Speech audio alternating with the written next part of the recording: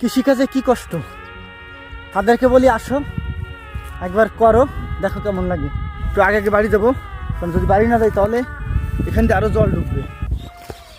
ঘাস কাটতে যাচ্ছি তো, বাবা তো অসুস্থ, বাবা যেতে পারে না, যা করার আমারই করতে হচ্ছে।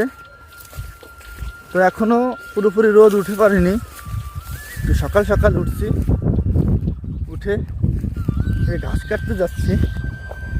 এখান দিয়ে কিন্তু জল ছিল না, দেখুন এখানে জল হয়ে গেছে। এখান থেকেও ঘাস কাটা যেত, কিন্তু এখন জলে পরিপূর্ণ।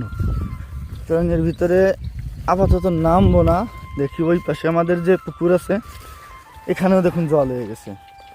হায় হায়, এরকম জলের চাপ হলে তো ধান কাটাই কষ্ট আমাদের। ধানও পেকে গেছে, দেখছেন। যে কাজগুলো বাবা করতো এখন সেই কাজগুলো আমার করতে হচ্ছে।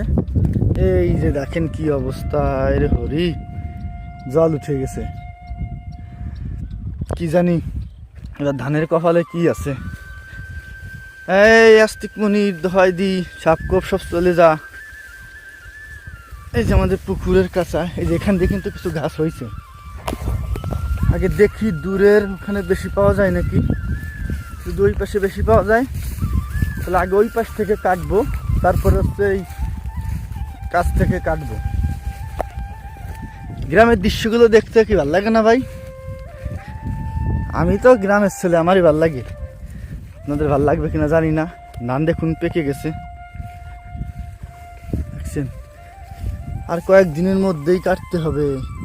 বেটু চলে আসিস, আর ঘাস কাটি দিবি আমারে। কিছুদিন আগে একটা কুকুরকে ওই বাগেরহাটে খেয়ে ফেলেছে।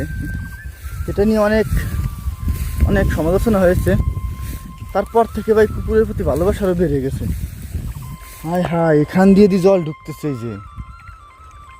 আরে ভগবান, এই জল তো আটকাই দিতে হবে, তার নাহলে তো আমার জমি বুড়ে যাবে। এই যে জমিতে এই তলায় যাচ্ছে জমি। আপাতত এই যে এখান থেকে মাটি নিয়ে এই যে আটকাই দিলাম। এখন ঘাসটা কেটে নিয়ে যাব, ঘাস কেটে গিয়ে বাড়িতে গিয়ে কোদাল আনবো, কোদাল দিয়ে ভালো করে মাটি কেটে এই নলটা আটকাই দেবো। অনেক ঘাস কাটছি, দেখুন এখান দিয়ে যে ঘাস ছিল সব কেটে ভিতরে বস্তা ভরে গেছে। একটু ব্যস্ত হয়ে একটু আগে আগে বাড়ি যাবো, কারণ যদি বাড়ি না যাই তাহলে এখান দিয়ে আরও জল ঢুকবে। আজকে যতগুলো ঘাস কাটছি তাতে মানে অনেক বেশি, গত 2 দিন থেকে অনেক বেশি ঘাস আজকে কাটছি।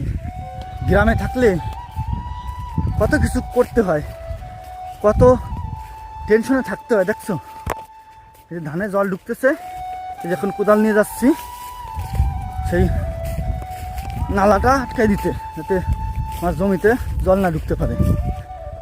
যারা ভাবে কৃষিকাজে কি কষ্ট, তাদেরকে বলি আসো একবার করো, দেখো কেমন লাগে। এইটুকুন কোদাল কোবাইছি, কোদাল কোবাইয়ে ওই যে বাদ দিছি, তাতেই জান বেরোয় যাচ্ছে। অনেক কষ্ট। এই সারা বছর চাল কিনে খাওয়া বাঁচাতে যে কষ্ট করতে হয় আমাদের, অনেক অনেক প্রচুর, বলে বোঝানো যাবে না। ভালো থাকেন সবাই।